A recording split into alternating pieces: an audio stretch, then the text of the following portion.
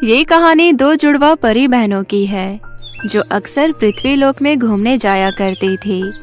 उन दोनों बहनों का नाम था सोफिया और आलिया। एक दिन वो दोनों उड़ते हुए झील किनारे बसे सोनपुर नामक गांव में पहुंची। उन दोनों बहनों को वो गांव इतना भा गया कि दोनों हर रोज भेष बदलकर झील के किनारे घूमने आया करती थी। उस गांव के पास जंगल में एक दुष्ट जादूगरनी रहती थी। वो अपनी शक्तियां बढ़ाने के लिए काले जादू का सहारा लेती थी। ऐसे ही एक दिन वो जादूगरनी गांव में घूम रही थी। घूमते घूमते वो झील के किनारे पहुंची। तभी उसकी नजर आसमान से उतरते हुए दोनों जुड़वा परी बहनों पर गई।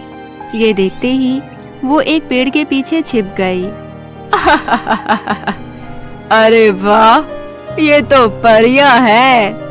मैं कई सालों से इस दिन का इंतजार कर रही थी। मुझे इन परियों को कैद करना होगा, लेकिन ये इतना आसान काम नहीं है। वो दो हैं। अगर मैं उनके सामने गई तो वो मुझे जान से मार देगी। मुझे कोई और तरीका सोचना पड़ेगा इन परियों को अपने जाल में फंसाने के लिए। ये सोचते हुए वहाँ से चली गई। उसके बाद से वो जादूगरनी रोज झील के पास आकर चुपके से उन दोनों को पकड़ने के लिए काफी कई पैतरे आजमाती है, लेकिन हर बार नाकाम हो जाती। एक दिन जादूगरनी के दिमाग में एक तरकीब आई। वो एक ऐसी औरत को ढूंढने लगी जो उसके काम में साथ दे सके। आखिरकार बहुत ढूंढने के बाद उसे उसी गांव में अखिला नाम की एक औरत मिली जो बहुत लालची और स्वार्थी थी। एक बार अखिला बाजार से घर लौट रही थी। तभी रास्ते में जादूगरनी ने उसे रोका और कहा, सुनो, मैं यहाँ तुमसे एक मदद मांगने आई हूँ। अगर तू मेरी मदद करेगी तो तेरा बहुत फायदा होगा। जादूगरनी की बात सुन अखिला हैरान होते हुए बोली, लेकिन तुम तो एक जादूगरनी हो। मैंने सुना है जादूगरनी के पास बहुत सारी जादुई शक्तियाँ होती है। वो जो चाहे वही कर सकती है, तो तुम्हें मुझसे क्या काम? वो मैं तुमसे तभी बताऊंगी जब तुम मेरी मदद करने के लिए तैयार होगी। अगर तुम मेरी मदद करोगी तो मैं तुम्हें सोने और चांदी से भर दूंगी। तुम्हें कभी भी किसी चीज की कोई कमी नहीं होगी। सोने और चांदी की बात सुनकर अखिला के मन में लालच आ गया और वो जादूगरनी की मदद करने के लिए तैयार हो गई। फिर जादूगरनी अपनी योजना के बारे में बताते हुए बोली, अब मैं जो कह रही हूँ तुम उसे ध्यान से सुनो। इस गांव में हर रोज दो परियां झील के पास घूमने आती है। मुझे उन दोनों को पकड़ना है। उन दोनों को पकड़ने में तुम मेरी मदद करोगी। लेकिन मेरे पास तो कोई जादुई शक्तियाँ नहीं हैं। मैं उन परियों को पकड़ने में कैसे मदद कर सकती हूँ? कल सुबह मैं अपनी काली शक्तियों से झील के पास तेज तूफान पैदा करूंगी।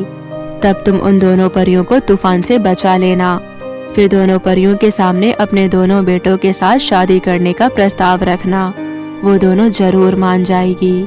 जादूगरनी की बात सुनकर अखिला काम करने के लिए तैयार हो गई।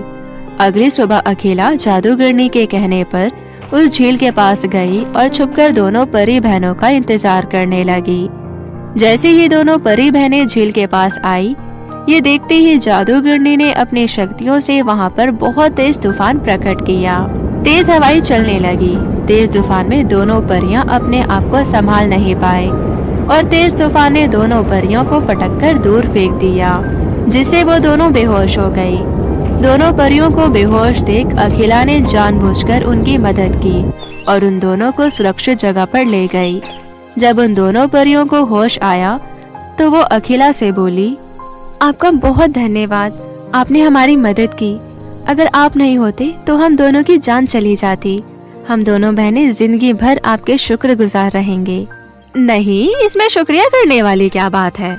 किसी को मुसीबत में देख उसकी मदद करना तो इंसान का कर्तव्य है। मैंने बस वही किया। तुम सच में बहुत ही अच्छी इंसान हो।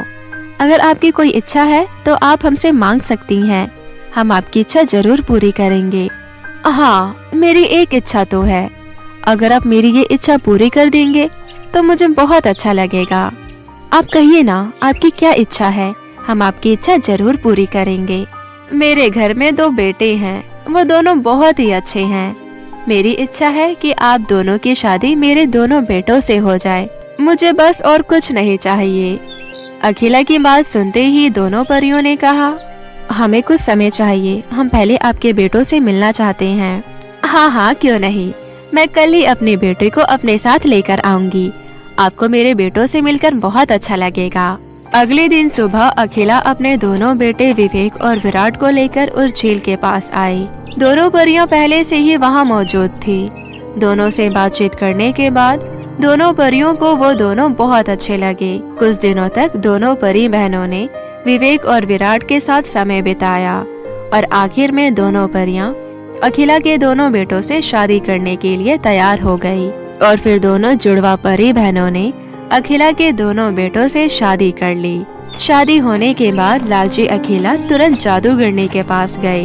मुझे पता था तुम मेरे पास खुशखबरी सुनाने जरूर आओगी। तुम्हारे कहने पर मैंने उन दोनों परियों से अपनी बेटी की शादी कर दी। अब तुम मेरा इनाम दो, जैसा तुमने वादा किया था। मुझे ढेर सारा सोना चांदी रुपया पैसा चाहिए। इतनी भी क्या जल्दी है, मैं तुम्हें माला माल कर दूंगी, पर उससे पहले मुझे दोनों परी बहनों की बलि चढ़ाने दो। उसके बाद दुनिया की सबसे ताकतवर जादूगरनी बन जाऊंगी। हा हा हा हा हा हा। मुझे वो सब नहीं पता, मुझे बस ढेर सारे रुपए चाहिए अपने। तुम्हें सब मिलेगा, तुम्हें मेरा बस एक आखिरी काम करना पड़ेगा, फिर मैं तुम्हें सोने चांदी से ढक दूंगी। फिर तुम इस गांव की सबसे अमीर औरत बन जाऊंगी। अच्छा, जल्दी बताओ मुझे अब क्या करना है। जादूगरनी ने काली शक्तियों से 2 काले धागे प्रकट किए और अखिला को देते हुए बोली, तुम ये धागे ले जाकर आज रात को जब वो दोनों परियां सो जाए तब तुम ये धागे उनके गले में पहना देना। उसके बाद तुम्हें और कुछ नहीं करना पड़ेगा। जादूगरनी की बात सुनकर अखिला काले धागे लेकर वहां से चली गई। उस रात अखिला के दोनों बेटे घर पर नहीं थे। वो दोनों किसी काम से 2 दिन के लिए बाहर गए हुए थे। जब दोनों परी बहनें गहरी नींद में सो रही थी तब अखिला दबे पांव उनके कमरे में गई और दोनों के गले में काले धागे पहना दिए।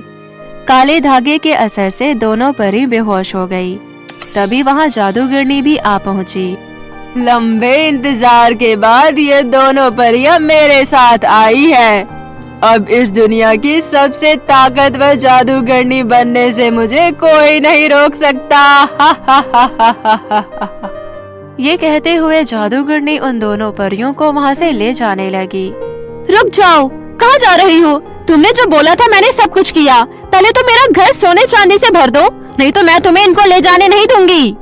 तेरी इतनी हिम्मत, तू मुझे रोकेगी? मैं तुझे कुछ भी नहीं दूंगी, समझी? ये कहकर जादूगरनी और अखिला के बीच झगड़ा होने लगा। अखिला और जादूगरनी जब आपस में लड़ रहे थे तब उन दोनों परी बहनों को होश आ गया और उन्होंने सब कुछ सुन लिया। गुस्से में आकर जादूगरनी जब अखिला पर हमला करने ही वाली थी तभी दोनों परी बहनों ने फुर्ती से उठकर अपनी जादुई शक्तियों से दुष्ट जादूगरनी पर हमला किया, जिससे वो बेहोश होकर जमीन पर गिर गई। उसके बाद दोनों परी बहनें अखिला से बोली, हमने आप पर विश्वास किया था और आपने हमारे साथ ऐसा किया। हम कभी आपको माफ नहीं करेंगे। अगर आपको पैसा चाहिए था तो आप हमसे मांग सकती थी। आपने ऐसा क्यों किया हमारे साथ? हम तो आपको एक बहुत अच्छा इंसान समझते थे। उन दोनों परी बहनों की बात सुनकर अखिला को अपनी गलती का एहसास हुआ और वो दोनों परियों से माफी मांगने लगी। वो तीनों आपस में बात कर रही थी तभी अचानक जादूगरनी को होश आ गया। फिर उसने बड़ी ही चालाकी से अपनी तलवार से उन दोनों परियों के ऊपर वार किया। दोनों परी बहनों को संभलने का मौका नहीं मिला और दोनों जख्मी हालत में जमीन पर गिर गई। उसके बाद जादूगरनी जैसे ही अखिला को मारने के लिए आगे बढ़ी, उन दोनों परियों ने जख्मी हालत में भी अपनी शक्ति से उस दुष्ट जादूगरनी को मार गिराया। लेकिन दोनों परी बहनों को वही मौके पर मृत्यु हो गई।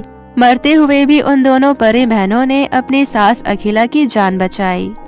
सहेली बनी सौतन। मानसी और अवनी दोनों ही बेस्ट फ्रेंड थी। दोनों में सगी बहनों से भी ज्यादा प्यार था।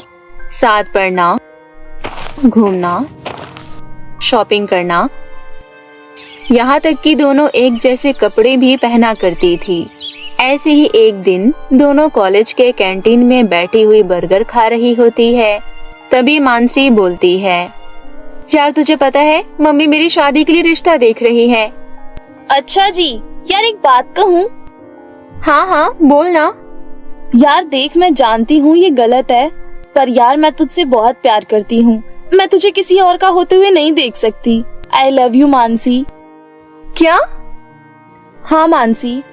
अवनी यार, ये सब तो क्या बोल रही है? ये सब कब, कैसे?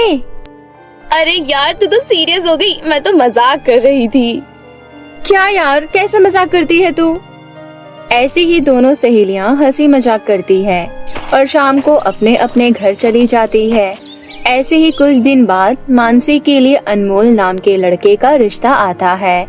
दोनों परिवार वाले आपसी सहमति से रिश्ता पक्का कर देते हैं और शादी की डेट फिक्स कर देते हैं, जिसके बाद सभी लोग शादी की तैयारियों में लग जाते हैं और आखिरकार शादी का दिन आता है। 7 फेरे पूरे होने पर वर वधू शादी के पवित्र बंधन में बन जाते हैं। मानसी और अनमोल को स्टेज पर बिठाया जाता है, जिसके बाद हाथों में तोहफे लिए अवनी उन दोनों के पास जाती है और बोलती है, तो मेरी प्यारी सहेली मानसी और उसके पति अनमोल को मेरे यानी मानसी की परम मित्र अवनी के तरफ से आपके नव विवाहित जीवन के लिए ढेर सारी शुभकामनाएं। एक नंबर की पगली ही रहना तुम हमेशा। अनमोल जी, ये मेरी दोस्त, मेरी बहन, मेरी सब कुछ है। थैंक यू अवनी, तुम्हारी शुभकामनाओं के लिए। चलो अब फाइनली मैं फ्री हूँ, मेरी सिरदर्दी खत्म हुई, अब आप ही संभालो इसे। अच्छा, तो मैं तेरी सरदर्दी हूँ? बहुत अच्छे। और नहीं तो क्या, अब मैं मजे से अपनी लाइफ एंजॉय करूँगी। ठीक है, कर लियो। वैसे भी मैं जा रही हूँ विदा होकर। कमीनी, तू ही रोएगी सबसे ज्यादा। ऐसे ही थोड़ी देर बाद मानसी की विदाई हो जाती है और मानसी एक अच्छी बहू की तरह सारे ससुराल की जिम्मेदारी निभाती है। साथ ही अनमोल भी उसे बहुत प्यार करता है। ऐसे ही एक दिन देर रात को अनमोल ऑफिस से घर आ रहा होता है कि तभी रास्ते में उसे अवनी मिल जाती है। अवनी को देखती ही अनमोल कार लेकर उसके पास जाता है और उसके सामने कार रोककर बोलता है, हेलो अवनी, तुम यहाँ क्या कर रही हो? अरे अनमोल तुम? कुछ नहीं, मेरी कार खराब हो गई थी तो टैक्सी का वेट कर रही थी। अरे आओ, मैं तुम्हें ड्रॉप कर देता हूँ, वैसे भी रात काफी ज्यादा हो चुकी है। अरे नहीं नहीं, मैं चली जाऊंगी, आप परेशान मत होइए। अरे इसमें परेशानी कैसी? आओ, तुम सोचो मत ज्यादा, बैठ जाओ। अनमोल के बार बार कहने पर अवनी कार में बैठ जाती है और दोनों आपस में बातें करने लगते हैं। तभी अवनी बोलती है, और बताइए अनमोल, मानसी कैसी है? सब ठीक तो है ना? जी सब ठीक है, आप बताइए। जी सब बढ़िया। और बॉयफ्रेंड है आपका? अरे नहीं नहीं, मैं सिंगल हूँ, आप बन जाओ।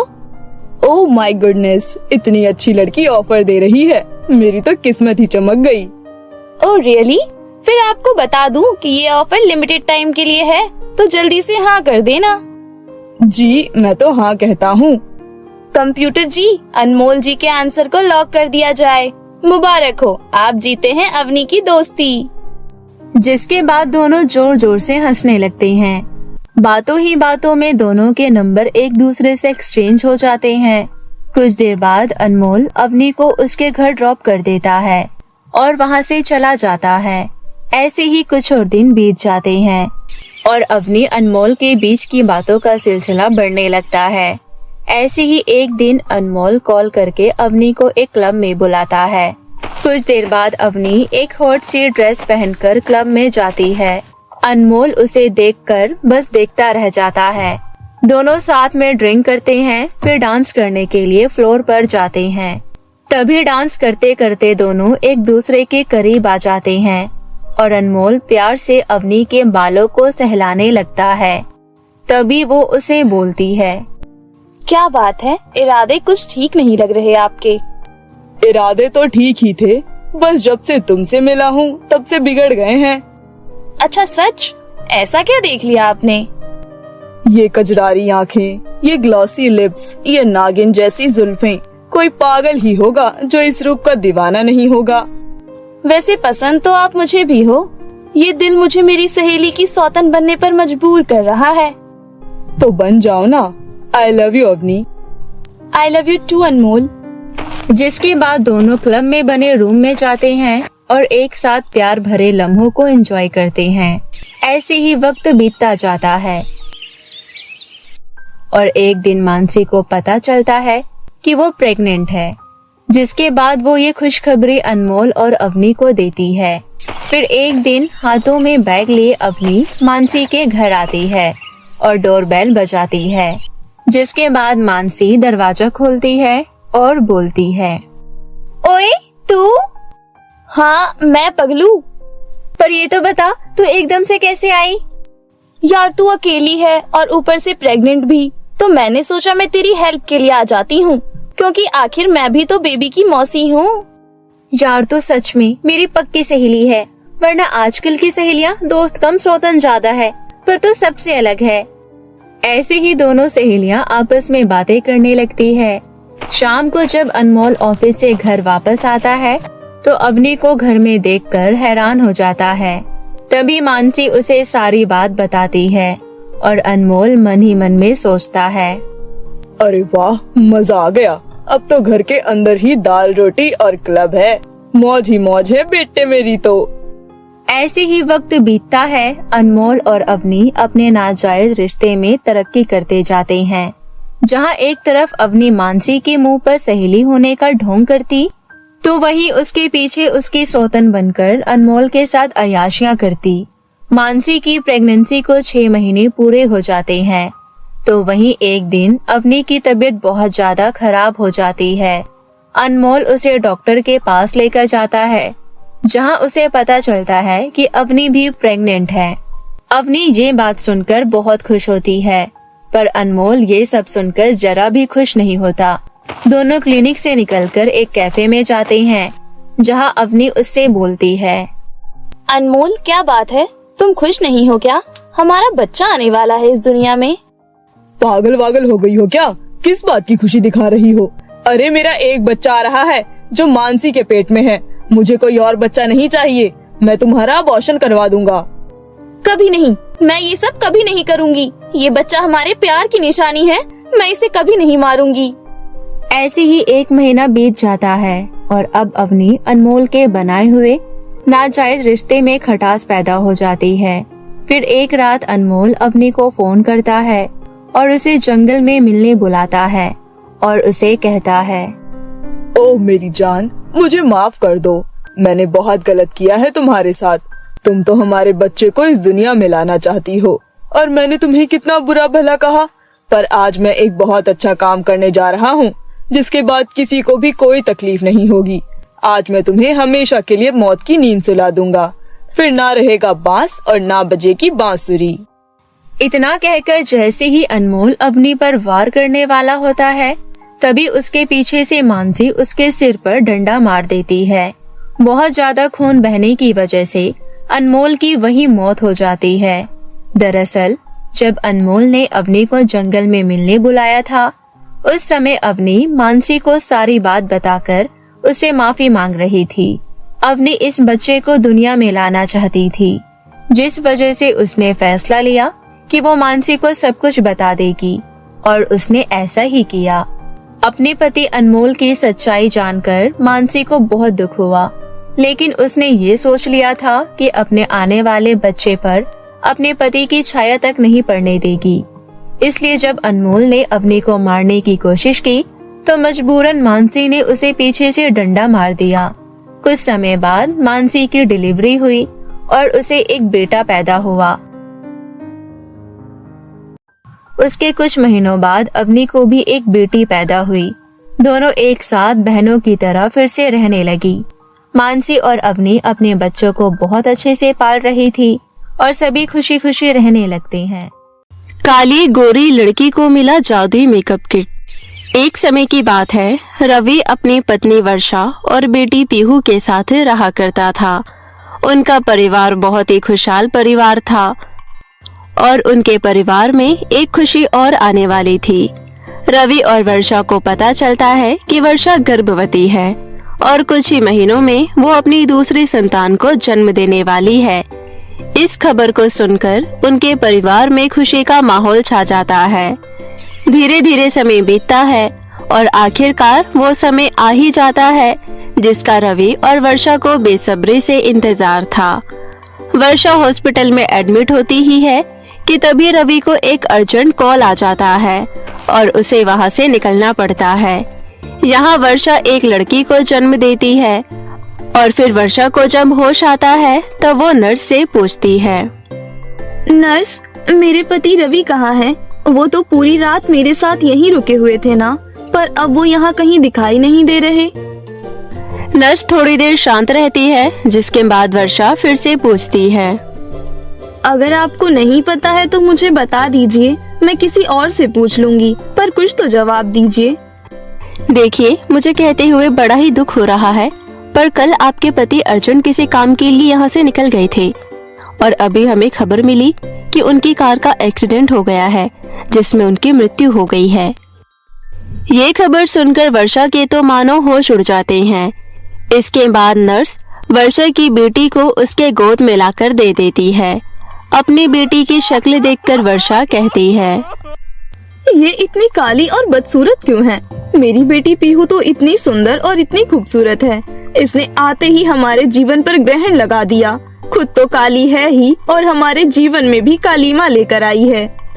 आते ही मेरे पति को खा गई। नर्स, इसे मेरी आंखों के सामने से ले जाओ।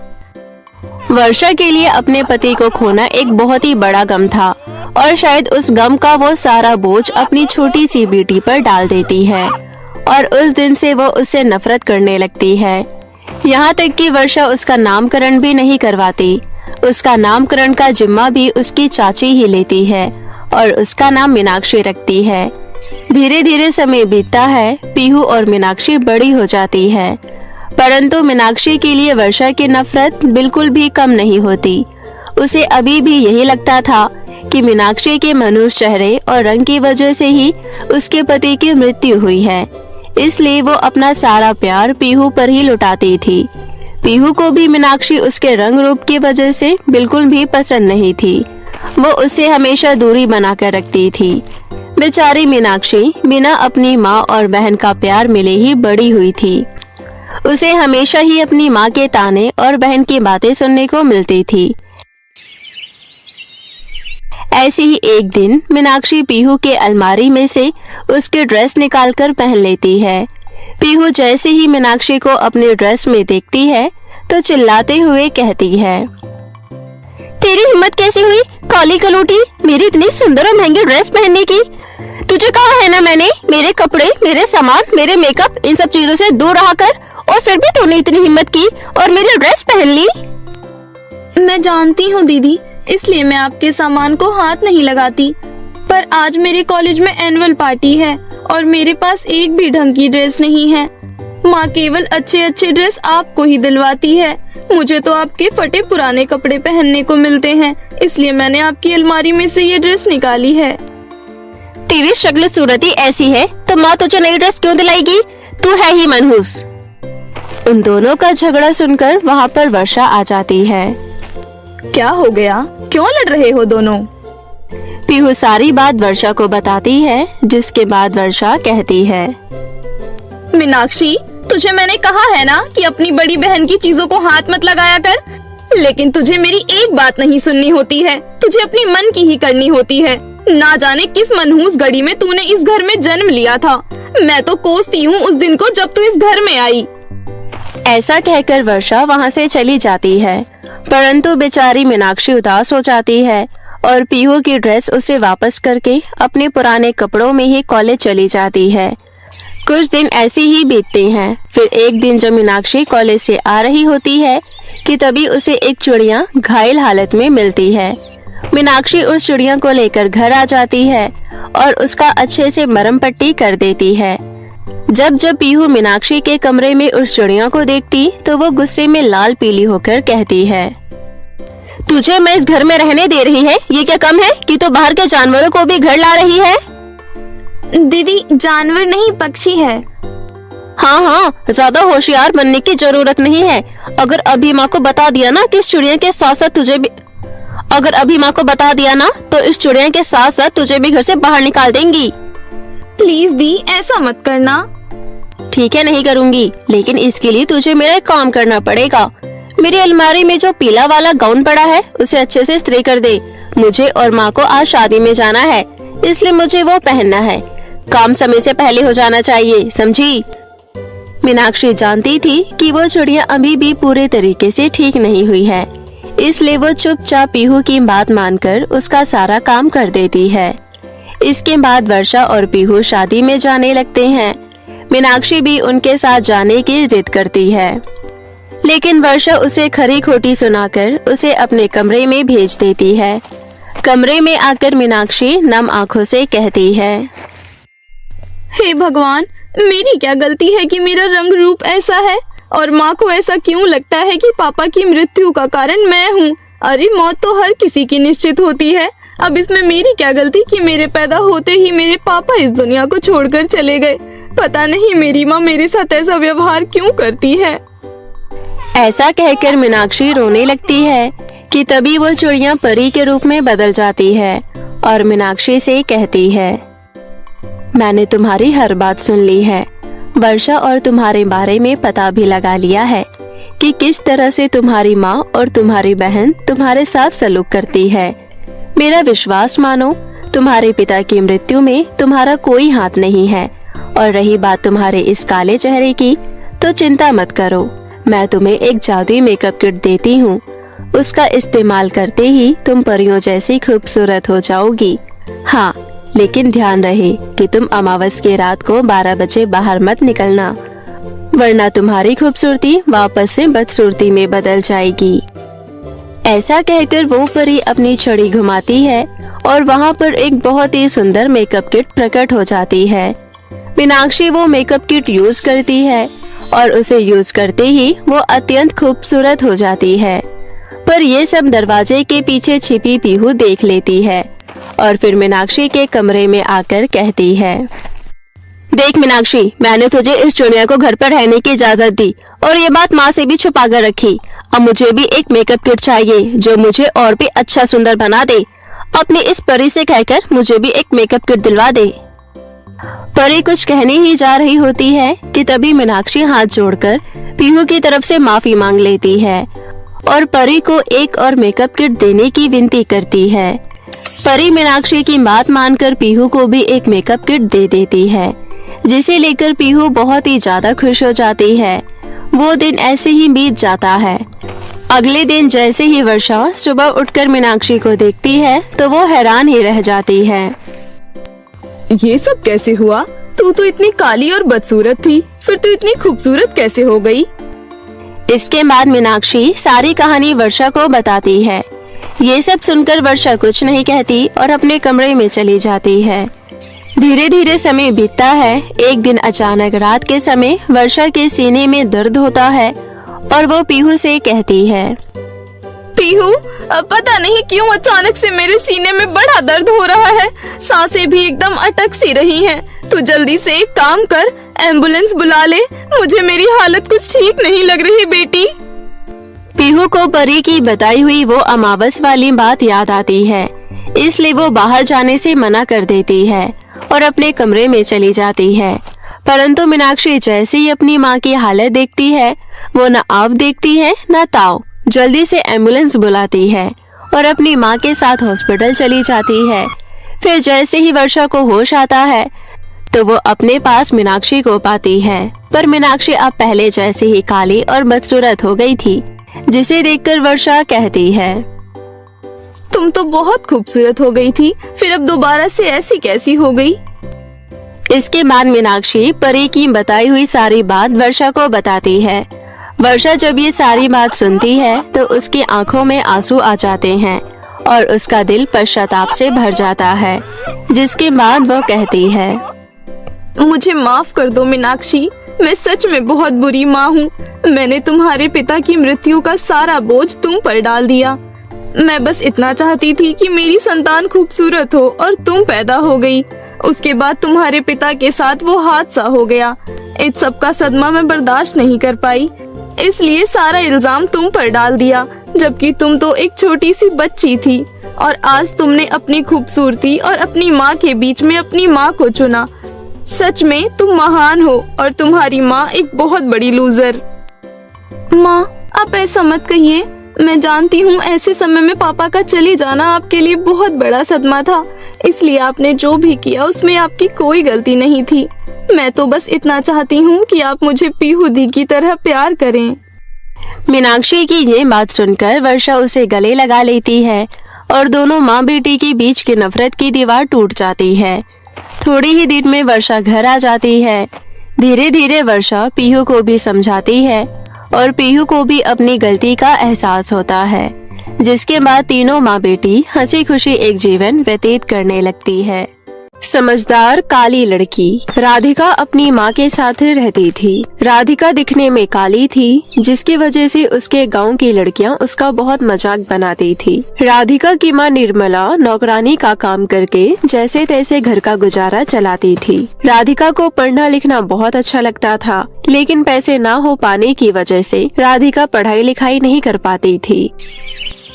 एक दिन निर्मला राधिका को अपने साथ वहाँ लेकर जाती है जहाँ वो झाड़ू पोछा का काम करती थी। निर्मला की मालकिन राधिका को देखकर बोलती है, अरे निर्मला, तुम अपनी बेटी को लेकर क्यों आई हो? ये स्कूल नहीं जाती है क्या? मालकिन, हम गरीब लोग हैं, हम जैसे तैसे करके अपना पेट भर पाते हैं, फिर बच्चों को स्कूल कैसे भेज पाएंगे? मैं भी चाहती हूँ कि राधिका स्कूल जाए, लेकिन पैसे ना हो पाने की वजह से मैं ऐसा नहीं कर सकती। और तो और सब इसके काले रंग का मजाक भी बहुत बनाते हैं। नहीं निर्मला, सभी को शिक्षा लेनी चाहिए, चाहे कोई अमीर हो या गरीब। मैं तो कहती हूँ इसे स्कूल जरूर जाना चाहिए और पढ़ाई करनी चाहिए। तुम चिंता मत करो, मैं इसके स्कूल की फीस भर दिया करूँगी। अब तुम कल ही इसका स्कूल में एडमिशन करवा दो। अपनी मालकिन की बात सुनकर निर्मला बहुत खुश होती है। अगले दिन निर्मला अपनी बेटी का एडमिशन एक बहुत अच्छे स्कूल में करवा देती है। 2 दिन बाद से राधिका स्कूल जाना शुरू कर देती है। आज राधिका का पहला दिन था और वो अपने क्लास में देखती है कि सभी बच्चे बहुत अमीर और खूबसूरत है। उस स्कूल में राधिका ही सबसे गरीब और काली लड़की थी। तभी उसके क्लास की एक लड़की कहती है, देखो तो ये नई लड़की कितनी काली और गरीब लग रही है। स्कूल की यूनिफॉर्म तो पहन ली, लेकिन पैरों में चप्पल पहन कर आई है। सुन लड़की, तुझे पता नहीं है क्या, स्कूल यूनिफॉर्म के साथ जूते भी पहनने होते हैं। इतने बड़े स्कूल में एडमिशन तो करवा लिया, लेकिन मैनर्स बिल्कुल नहीं है। मेरी माँ के पास जूते खरीदने के पैसे नहीं थे, इसलिए उन्होंने कहा है कि थोड़े दिनों बाद दिला देगी। जूते हो या चप्पल, क्या फर्क पड़ता है? या तो हम पढ़ाई करने आते हैं। फर्क पड़ता है, क्योंकि स्कूल का एक प्रॉपर ड्रेस कोड होता है और सब वही पहन कर आते हैं।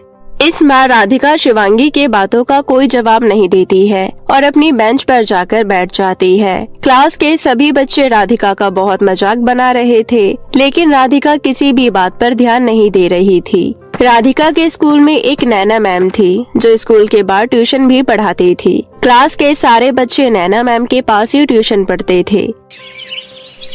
एक दिन नैना मैम राधिका से कहती है, राधिका, तुम मेरे ट्यूशन में कब एडमिशन लोगी? सभी बच्चे मेरे ट्यूशन में ही पढ़ते हैं, इसलिए शाम को तुम अपनी मम्मी को लेकर मेरे घर आ जाना। इतना बोलकर नैना मैम वहाँ से चली जाती है। मैम के जाने के बाद राधिका साथ बैठी लड़की से पूछती है, सुनो मीरा, ये ट्यूशन क्या होता है? मुझे तो ट्यूशन के बारे में कुछ पता ही नहीं है। मैंने नैना मैम से नहीं पूछा, क्योंकि मुझे उनसे बहुत डर लगता है, इसलिए तुम बता दो। तभी पीछे से शिवांगी बोलती है, देखो तो इस गरीब काली कलूटी को, इसे तो ट्यूशन का मतलब भी नहीं पता। अरे गधी, ट्यूशन में भी पढ़ाई होती है, लेकिन तुझे कैसे पता होगा? तू तो एक गरीब लड़की है, लेकिन तू अमीर हो या गरीब, तुझे नैना मैम से ट्यूशन पढ़ना ही होगा। नहीं, मेरे स्कूल में बहुत अच्छे से पढ़ाई हो जाती है, इसलिए मुझे ट्यूशन की कोई जरूरत नहीं है। मैं स्कूल के बाद ही पढ़ाई घर पर कर लूंगी, फिर मुझे ट्यूशन जाने की क्या जरूरत? अगर तूने नैना मैम से ट्यूशन की क्लास नहीं ली और शाम को अपनी मम्मी को नैना मैम के घर लेकर नहीं गई, तो इसका नतीजा तुझे कल ही पता चल जाएगा। थोड़ी देर बाद स्कूल की छुट्टी हो जाती है और राधिका घर जाकर अपनी माँ को सारी बात बताती है। उसकी बातें सुनने के बाद निर्मला बोलती है, अरे इस ट्यूशन के बारे में तो मुझे भी कुछ नहीं पता है, लेकिन कोई बात नहीं, शाम को हम नैना मैम के घर जाकर देखेंगे। उसके बाद उसी दिन शाम को राधिका और निर्मला नैना मैम के घर जाती हैं। नैना मैम निर्मला से कहती है, निर्मला जी, ट्यूशन फीस 1500 रुपए है और आपको एडवांस फीस देनी होगी। लेकिन मैम, मैं बहुत गरीब हूँ, स्कूल की फीस तो जैसे तैसे हो जाती है, लेकिन ट्यूशन फीस नहीं हो पाएगी। अगर आप ट्यूशन की फीस कम कर देंगी तो सही रहेगा। देखिए, आपके घर की आर्थिक हालत कुछ भी हो, इससे मुझे कोई मतलब नहीं है। क्लास के सारे बच्चे मेरे पास ही ट्यूशन पढ़ते हैं, इसलिए आपकी बेटी क्लास से अलग तो नहीं है। राधिका को भी मेरे से ट्यूशन लेना ही होगा, चाहे कितनी भी फीस हो। निर्मला अपनी मालकिन के घर जाती है और उनसे ट्यूशन की फीस लेकर आती है। उसके बाद निर्मला 1500 रुपए नैना मैम को दे देती है। उस दिन से राधिका नैना मैम के पास ट्यूशन जाने लगती है। 2 महीने निकल जाते हैं और निर्मला के पास ट्यूशन की फीस नहीं होती है, इसलिए निर्मला ट्यूशन की फीस नहीं दे पाती है। नैना मैम ट्यूशन में राधिका को बोलती है, तुमने मुझे क्या समझ रखा है? मैं तुम्हें फ्री में पढ़ा रही हूँ क्या? फीस के लिए बोलते बोलते पूरे 2 महीने निकल गए हैं, लेकिन तुमने अभी तक मुझे फीस नहीं दी है। इसकी सजा तुम्हें जरूर मिलेगी। मेरे घर की सारी सफाई करो और फिर मेरे सारे कपड़े भी धोना। लेकिन मैम, मैंने आज तक कभी भी इतना सारा काम नहीं किया है। मैं ये सब नहीं कर पाऊंगी क्योंकि ये सब मेरे लिए बहुत ज्यादा है। वैसे भी मेरी माँ ने आपको पहले ही कह दिया था कि ट्यूशन की फीस के लिए उनके पास पैसे नहीं है। वो मुझे जैसे तैसे करके स्कूल भेज रही है, यही बहुत बड़ी बात है। अगर तुमने मेरे ट्यूशन में पढ़ाई नहीं की तो मैं तुम्हें स्कूल में फेल कर दूंगी। मैम, आपने यहाँ सभी बच्चों को डरा कर रखा है कि अगर कोई आपसे नहीं पढ़ेगा तो आप उसे स्कूल में फेल कर दोगी। मुझे आपके बारे में सब कुछ अच्छे से पता चल गया है। एक टीचर को कभी भी ऐसा नहीं करना चाहिए। इतना बोलकर राधिका अपने घर वापस आ जाती है और अपनी माँ से कहती है, माँ, नैना मैम बहुत बुरी है। वो बच्चों को डरा धमकाकर जबरदस्ती अपने पास ट्यूशन पढ़ने के लिए बोलती है। मैंने तो कभी नहीं सोचा था कि भला एक टीचर भी ऐसा हो सकता है। और तो और अगर ट्यूशन फीस नहीं दी तो कहती है कि स्कूल में फेल कर देगी। तुम डरो मत राधिका, अगर तुम अच्छे से पढ़ाई करोगी तो कोई तुम्हें फेल नहीं कर सकता है। जिस दिन मुझे सैलरी मिलेगी उस दिन मैं बचे हुए 2 महीने की ट्यूशन फीस जमा करवा दूंगी। अब तुम जाओ और अपने एग्जाम की तैयारी करो। राधिका अपनी माँ की बात समझ जाती है और मन लगाकर अपने परीक्षा की तैयारी करने लगती है। कुछ दिनों बाद राधिका के एग्जाम आ जाते हैं और उसके सारे पेपर बहुत अच्छा जाता है। 1 महीने बाद रिजल्ट आ जाता है और रिजल्ट देखकर राधिका हैरान रह जाती है। अरे ये क्या, मैं तो सारे सब्जेक्ट में फेल हूँ, लेकिन मैंने तो बहुत अच्छे से पढ़ाई की थी और मेरे सारे पेपर भी बहुत अच्छे गए थे। फिर मैं फेल कैसे हो सकती हूँ? मैं अभी नैना मैम से जाकर बात करती हूँ। इतना सोचकर राधिका नैना मैम के पास जाती है और उनसे कहती है, मैम, मैं सारे सब्जेक्ट में कैसे फेल हो सकती हूँ? आपने मेरे साथ ऐसा क्यों किया? कुछ पैसों के लिए आपने मेरा पूरा साल बर्बाद कर दिया। उस दिन तूने मेरी बातों को हल्के में लिया था क्या? उस दिन बहुत कुछ बोल कर गई थी ना तू मुझे, इसलिए तुझे सजा मिली है। तभी पीछे खड़ी होकर प्रिंसिपल मैम सारी बातें सुन रही होती है। प्रिंसिपल मैम गुस्से से आती है और कहती है, नैना, ये सब तुम क्या कर रही हो? चंद पैसों के लिए तुमने एक बच्चे को फेल कर दिया। मेरे स्कूल में तुम्हारे जैसे टीचर के लिए कोई जगह नहीं है। मुझे माफ कर दीजिए मैम, अब मैं आगे से कभी ऐसा नहीं करूँगी। नहीं, तुम अभी कभी मेरे स्कूल से चली जाओ। पता नहीं आज तक तुमने कितने बच्चों को फेल करके उनका साल बर्बाद किया होगा। अब मैं अपने स्कूल में ये सब और नहीं होने दूंगी। इस तरह प्रिंसिपल मैम नैना मैम को स्कूल से निकाल देती है। ये सब देखकर क्लास की सभी लड़कियां बहुत खुश होती है। तभी शिवांगी राधिका के पास जाती है और बोलती है, I am so sorry Radhika, हमने गरीब और काली समझकर तेरा बहुत मजाक बनाया है, लेकिन असल में तो तू सबसे ज्यादा समझदार है। तूने अपनी हिम्मत और सूझबूझ से नैना मैम जैसी टीचर को स्कूल से बाहर निकलवा दिया। अब हमें भी उनके ट्यूशन नहीं जाना होगा। उस दिन क्लास की सभी लड़कियां एक एक करके राधिका से माफी मांगती है। थोड़ी देर बाद प्रिंसिपल मैम आती है और राधिका को उसका असली रिजल्ट देती है, जिसमें राधिका देखती है कि उसने अपने स्कूल में टॉप किया है। उस दिन से सब कुछ ठीक हो जाता है और राधिका मन लगाकर पढ़ाई करने लगती है। जादुई नदी की जादुई ड्रेस। एक समय की बात है, भोपाल नाम के एक शहर में मोहिनी अपने माता पिता के साथ रहा करती थी। मोहिनी का परिवार एक बहुत ही सभ्य परिवार था। उनके पास किसी भी चीज की कमी नहीं थी। वे लोग खुशी खुशी रहा करते थे। अच्छे घर में रहते थे, अच्छा खाना खाते थे और एक अच्छा जीवन व्यतीत करते थे और हर वेकेशन पर बाहर घूमने भी जाया करते थे। ऐसी ही एक वेकेशन पर वे लोग घूमने गए थे जहां मोहिनी बहुत ही ज्यादा खुश थी, लेकिन उसकी ये खुशी कुछ ही समय की मेहमान थी, क्योंकि मोहिनी और उसके माता पिता जिस रेस्टोरेंट में खाना खाने जाते हैं उसमें अचानक आग लग जाती है, जिससे वो लोग एक दूसरे से अलग हो जाते हैं और रेस्टोरेंट में लगी आग में बहुत सारे लोगों के साथ साथ मोहिनी के माता पिता भी जल जाते हैं और उनकी वहीं पर मृत्यु हो जाती है। आग को बुझाने वाले किसी तरह से मोहिनी को बचा लेते हैं, लेकिन इस हादसे में मोहिनी अपने माता पिता को हमेशा हमेशा के लिए खो देती है। मोहिनी के माता पिता बहुत अमीर थे, इसलिए उनके रिश्तेदार मोहिनी के जरिए उसके माता पिता की प्रॉपर्टी हथियाने की साजिश में लग जाते हैं। इसलिए मोहिनी की एक चाची मोहिनी से कहती है, मोहिनी बेटा, तुम चिंता मत करो, तुम्हारे माता पिता चले गए तो क्या हुआ, हम तो जिंदा है ना, हम तुम्हारा ख्याल रखेंगे। आज से तुम अपने चाचा और चाचे के साथ रहोगी। ठीक है चाची जी। मोहिनी के चाचा और चाची दोनों मिलकर मोहिनी के माता पिता की प्रॉपर्टी हथियाने की खूब कोशिश करते हैं, लेकिन उनके हाथ कुछ नहीं लगता। हमारी सारी मेहनत बर्बाद हो गई, 1 रुपया तक हाथ नहीं आया, बल्कि अपना पैसा और चला गया। अरे क्या हो गया, इतने गुस्से में क्यों हो?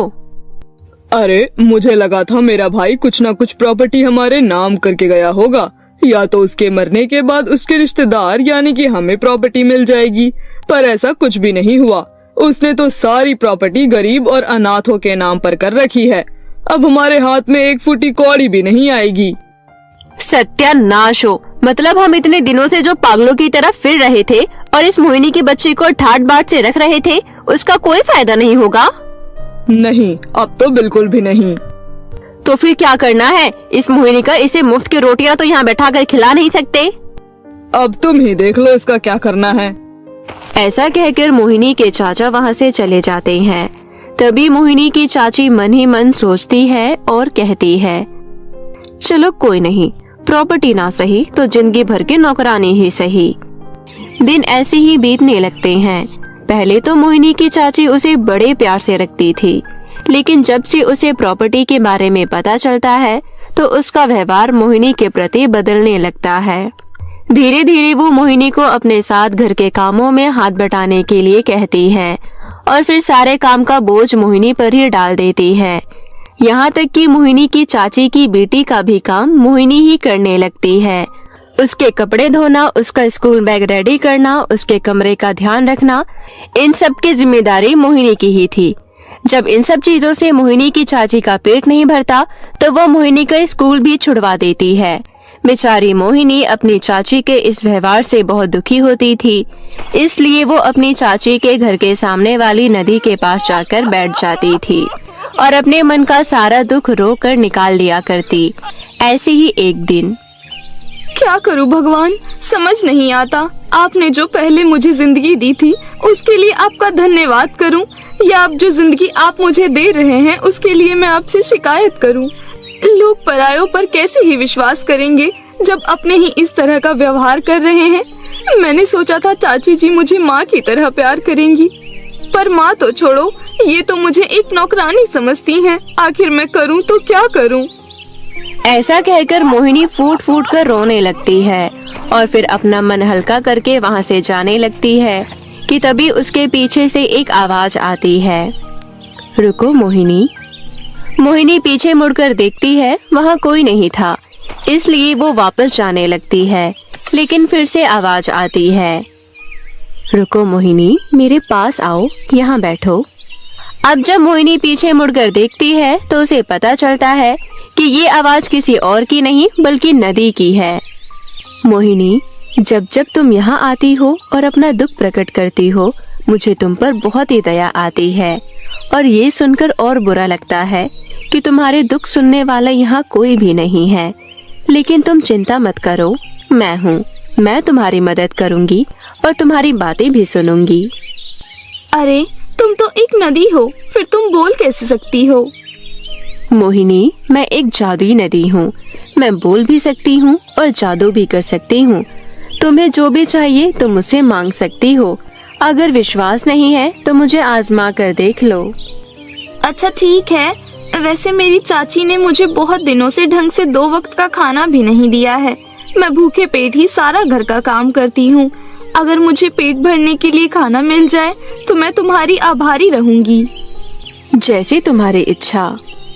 नदी के ऐसा कहती ही मोहिनी के सामने बहुत सारा स्वादिष्ट और मनमोहक खाना प्रकट हो जाता है, जिसे देखकर मोहिनी कहती है, इतना लजीज खाना तो मैंने आखिरी बार अपने माता पिता के साथ ही खाया था। प्रिय नदी, तुमने तो मुझे मेरे माता पिता के होने का एहसास करा दिया। सच में तुम्हारा बहुत बहुत धन्यवाद। इसके बाद मोहिनी पेट भरकर खाना खाती है। अब ये सिलसिला जारी रहता है। मोहिनी को जब भी अपने मन की बात करनी होती या फिर किसी भी चीज की मदद होती तो वो बेझिझक जादुई नदी के पास चली जाती और जादुई नदी भी एक सच्ची सहेली की तरह हमेशा मोहिनी की मदद करती। धीरे धीरे समय बीतता है और मोहिनी बड़ी हो जाती है, परंतु मोहिनी की चाची का व्यवहार उसके प्रति वैसा का वैसा ही रहता है। ऐसी ही एक दिन जब मोहिनी नदी के पास बैठकर उसे बातें कर रही होती है कि तभी उसकी चाची उसे आवाज लगाती है, मोहिनी, अरे ओ मोहिनी, कहाँ रह गई? अच्छा जादुई नदी, अब मैं चलती हूँ। चाची आवाज लगा रही हैं, जरूर कुछ काम होगा। मोहिनी भागकर घर में आती है। मोहिनी को देखकर उसकी चाची कहती है, तू बार बार कहाँ चली जाती है? तुझे आवाज मारते रहो लेकिन तू सुनती ही नहीं है। कुछ नहीं चाची, अब बस वो मैं नदी के पास बैठी थी। वहाँ बैठकर मन को सुकून मिलता है। हाँ, तुझे वहाँ बैठकर सुकून मिलता है और यहाँ मैं गला फाड़ फाड़ कर अपना सुकून खराब करती रहूंगी, है ना? नहीं चाची, ऐसी बात नहीं है। अच्छा वैसे आपने मुझे बुलाया किस लिए था? हाँ, तेरी बड़बड़ के चक्कर में मैं तो वो भूल ही गई। अच्छा सुन, आज बाजार जाकर सामान ले आ और एक अच्छा सा खाना तैयार कर जिसमें अलग अलग तरह के पकवान हो और खाने में स्वाद भरपूर हो। इस बात का अच्छे से ध्यान रखना। और एक और बात, इस घर को अच्छे से साफ कर दे और हो सके तो सजा भी दे। चाची, आज तो कोई त्योहार भी नहीं है और ना ही किसी का बर्थडे है, फिर ये सब तैयारी किस लिए? तुझे तो बिना रोके टोके कोई काम करना है ही नहीं। पूछ रही है इसलिए बता देती हूँ। मेरी बेटी यानी कि तेरी बहन को देखने के लिए लड़के वाले आ रहे हैं। लड़के वाले बहुत ही अमीर है और बहुत ही क्लासी लोग हैं, इसलिए मैं चाहती हूँ उनके सामने हर चीज टिप टॉप हो। और हाँ सुन, सारा काम खत्म होने के बाद अपनी बहन की पहनने वाली ड्रेस अच्छे से इस्त्री कर देना। मैं सब कुछ कर दूंगी चाची, लेकिन क्या? मेरे पास पहनने के लिए ढंग के कपड़े नहीं हैं, बल्कि जो कपड़े हैं वो भी फटे हुए हैं। तो क्या मैं दीदी के कपड़े पहन सकती हूँ? मोहिनी की चाची जानती थी कि मोहिनी उसकी बेटी से देखने में ज्यादा सुंदर है और लड़के वालों ने अगर मोहिनी को देख लिया तो वो उसकी बेटी को देखेंगे भी नहीं। इसलिए वो गुस्से में मोहिनी से कहती है, तुझे जरूरत भी नहीं है अच्छे से कपड़े पहनने की। लड़के वाले मेरी बेटी को देखने आ रहे हैं, तुझे नहीं, समझी? बेचारी मोहिनी उदास होकर काम में लग जाती है और सारा काम करने के बाद अपनी उदासी लेकर जादुई नदी के पास जाती है और उसे सारी बात बताती है। ये तो तुम्हारी चाची ने बिल्कुल भी सही नहीं किया, लेकिन तुम चिंता मत करो, मैं हूँ ना। ऐसा कहकर जादुई नदी एक बहुत ही सुंदर और प्यारी सी ड्रेस प्रकट करती है और मोहिनी को देते हुए कहती है, ये लो मोहिनी, ये ड्रेस बहुत ही ज्यादा अनमोल है। इसमें मेरी नदी के सीप और मोती लगे हैं। इसे पहनकर तुम बहुत ही ज्यादा खूबसूरत लगोगी। तुम्हारा बहुत बहुत धन्यवाद जादुई नदी। इसके बाद मोहिनी वापस घर आ जाती है। कुछ देर में लड़के वाले आ जाते हैं और बातचीत शुरू हो जाती है। लड़के वाले जैसे ही खाना शुरू करते हैं, वो खाने की तारीफ करते रुकते नहीं हैं और तभी लड़का बोल पड़ता है, क्या बात है, ये खाना तो बहुत ही स्वादिष्ट है। सच कह रहा हूँ, जिसने भी ये खाना बनाया है उसके हाथ में जादू है। क्या मैं जान सकता हूँ ये खाना किसने बनाया है? मोहिनी बहुत ही भोली थी। उसे पता ही नहीं था कि उसकी चाची उसे खाना बनवाकर अपनी बेटी का नाम लेने वाली है। इसलिए लड़के के पूछने पर भोली मोहिनी रसोई से बाहर आकर कहती है, ये खाना मैंने बनाया है। आप लोगों को पसंद आया? ये सुनकर बहुत ही अच्छा लगा। अगर आपको और कुछ खाना है तो वो भी बता दीजिए, मैं अभी बना दूंगी। मोहिनी को देखकर वो लड़का मंत्रमुग्ध हो जाता है, क्योंकि मोहिनी जादुई नदी की दी हुई उस ड्रेस में किसी परी से कम नहीं लग रही थी। इसके बाद वो लड़का उठता है और कहता है, माँ, अगर मैं शादी करूँगा तो इसी लड़की से, वरना मैं कभी भी किसी और से शादी नहीं करूँगा। लड़के के परिवार वालों को भी मोहिनी का रंग रूप और उसके गुण बहुत पसंद आते हैं, इसलिए वो मोहिनी को अपने बेटे के लिए चुन लेती हैं। इसके बाद मोहिनी लड़के का हाथ पकड़कर उसे नदी के पास ले जाती है और जादुई नदी से कहती है, जादुई नदी, मैं इस लड़के से शादी करने वाली हूँ, क्या तुम मुझे अपना आशीर्वाद दोगी? मोहिनी, तुम पहले भी बहुत अमीर थी, दिल से भी और पैसों से भी, लेकिन एक हादसे ने तुम्हें यहाँ लाकर रख दिया। लेकिन तुम्हारी सच्चाई और अच्छाई हमेशा बरकरार रही, इसलिए तुम अपनी ऐसी जगह पर वापस जा रही हो। ये लड़का तुम्हारे लिए बिल्कुल सही है। भगवान तुम दोनों की जोड़ी हमेशा बनाए रखे।